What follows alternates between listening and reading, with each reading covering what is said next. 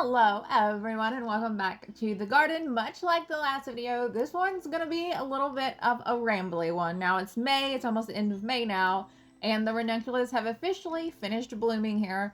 I know in cooler climates they can last into June, but here where I am, just south of Nashville, like 6B/7, they get done pretty early in the season. They usually start blooming around the first week of April, ending in around the first week to mid-May here. If you've been on the channel for any length of time, you know I'm a big fan of doing ranunculus tours.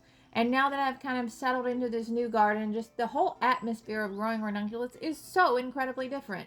I'm going to sprinkle in some footage of the old garden here to remind you just how many I had. I've cut back just a little bit, just, you know, as I've tried to get things going here. But the difference is so big in terms of just visual impact and things like that. I'm a little bit discouraged, but at the same time, I know it's just a perspective thing. Yes, I've grown maybe half as many as last year or the year before, but at the same time, when I grew them in that little backyard, they just made such a big statement in that teeny tiny little space, even when I had them in that little hoop house that was like 40 foot by 20 foot. Just the difference was so big in terms of just open space. So I think that's something you're going to notice in this video. Even though it is a tour, I'm not sure I'm going to go into very much detail about each one, but I'm going to do my best. This is a learning process, and the whole, you know, it's been a lot of work trying to turn this field full of weeds into a legitimate flower field. I'm still battling these invasive species relentlessly. So hopefully, I don't know, I just need a little bit of forgiveness from you guys.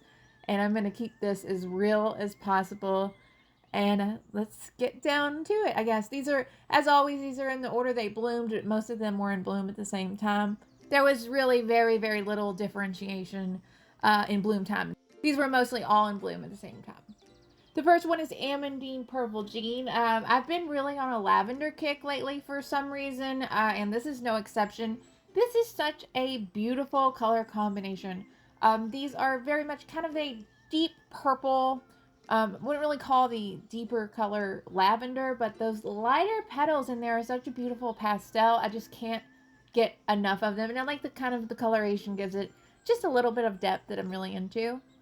Next up, we have another really gorgeous one that is one of my favorites, and I'm not even going to bother trying to pronounce it because I get it wrong.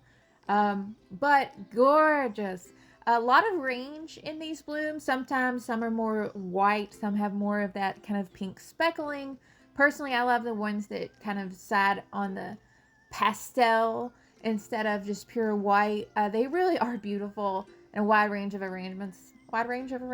I like them. Moving on, this is Renette Cream, I guess is how I'm going to say it. That's always a common theme here in the yard, I guess, is I don't know how to pronounce anything. These were nice. I did like these compared to some of the other kind of greeny types that I grew. Amandine Marshmallow is another instant classic. They are just produced these huge pink flowers that are so double and so densely packed, and they are just, oh, top 10 easily, top 5 probably. I love Amandine Marshmallow. Another in the top 5, maybe the top 1, maybe my favorite, is Elegant Salmon. The first time I grew Elegant Salmon, I was just blown away by this color. The camera does not even do it justice. It is such a peachy, creamy, pink kind of beautiful color. Not to mention the fullness and the thickness of those petals. Oh, it is gorgeous. I think it's my favorite. I don't know. I think they're all my favorites. Let's just be honest. Cloney Grand Pastel is another one that I grew. This one is undoubtedly gorgeous. I think I only had like 5 corms of these because they are so expensive. And this was definitely one of those just, you know, go ahead, treat yourself type of purchases that you guys have made possible for me here in the yard. So I am extremely thankful because this is a prime example of without you, I would not have been able to purchase these. And that's why I always, like, I get so excited, like, start a YouTube channel, like, everybody who's in the garden. I just, you know, get on the internet and show people your flowers. Like, it's so fun.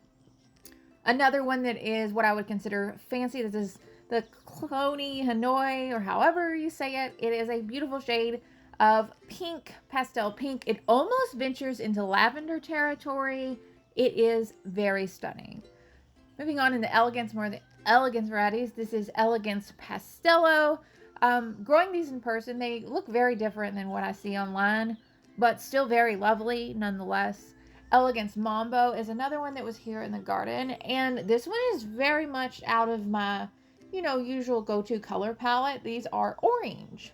As you can see, they're not a simple orange. They are an orange combined with kind of a yellow and peachy tone. There's a little bit of kind of edging on the petals that makes them just a little bit different and a little bit unique. I'm mixing in some of the older footage from last year to give you some more views of this one. I didn't have very many blooms this year, unfortunately, but very lovely, and I definitely love the contrast and the unexpected, something just a little bit different than I would normally do. Also grew another one that I've grown previously. This is Pompon Minerva.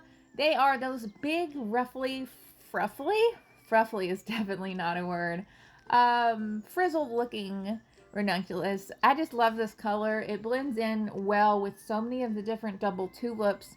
If you want to do arrangements with double tulips, and the blooms last, and come early right through the time the tulips are blooming.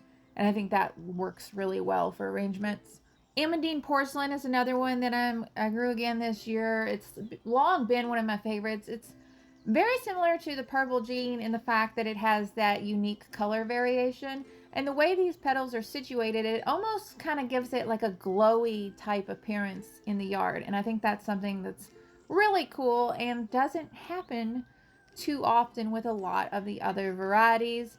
There was also this last one, I think this is the last one, was a variety new to me. And again, I'm not going to go to the trouble to try to pronounce it.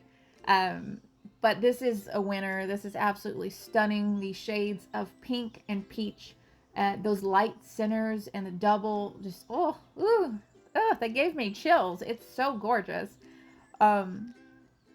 Hopefully in the future, I would love to get my hands on a ton more of these, but as always, the Cloney varieties and things like that can get a little bit pricey. And by a little bit pricey, of course, I mean a lot of bit pricey, because, let's face it, I'm just running a little donation garden. All of these flowers are getting donated, and I'm not selling them or anything. And that gets costly, especially with these fancier varieties that you technically have to destroy after growing them for a year, if you are an avid rule follower like me. But I think it's worth it just to show you guys and make a little catalog here on the channel.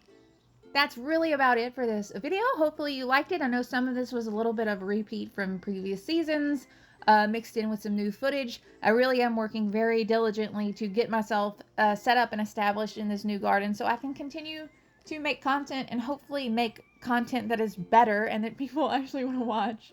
I hope that it is sunny and beautiful wherever you are, and the weather is really great. You totally deserve it. You are awesome. Don't you dare forget it. I hope y'all are having a great day, and I'll talk to y'all later. Bye.